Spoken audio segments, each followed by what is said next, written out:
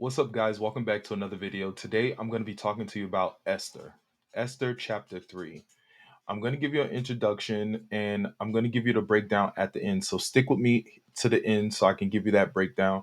I want to give you some Bible study tips. So when you're studying Esther chapter 3, you can go a little bit deeper into what this text is really trying to say and what God is trying to tell you. So this text is really has a lot of meaning to it, has a lot of information in it. So stick with me to the end. I'll give you the breakdown. You can take notes, you can put this in your journal, you can put this in your database, so you'll be able to refer back to these notes when you have to do something with the scriptures or you are studying all over again. So, and when you're studying. So, without further ado, let's get into this video. We're going to be going over to the book of Esther, and I want to bring up my scripture. So, I'll do it without scripture. Guys, in this chapter, Haman's conflict with Mordecai begins. He is able to use this conflict as the basis for launching his plot to exterminate the entire Jewish race.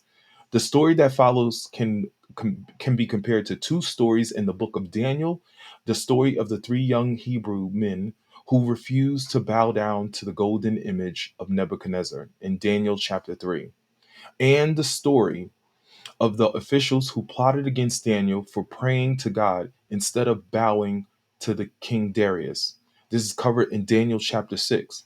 This is the Jews marked for extermination by Haman, a picture of extreme prejudice and horrifying evil. This chapter is actually broken down into two parts.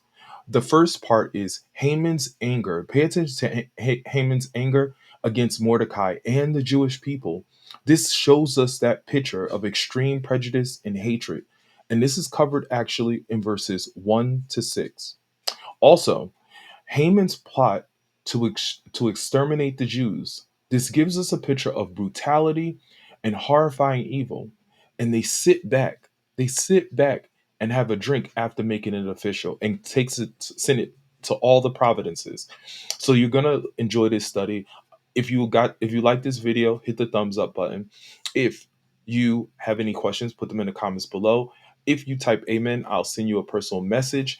And I got to try to get it. If you go to YouTube and you type in my name, you'll bring up my YouTube channel, go to the live section and look up Esther chapter 3, Esther chapter 3, and you'll get a full interpretation on the live stream of what this chapter is about.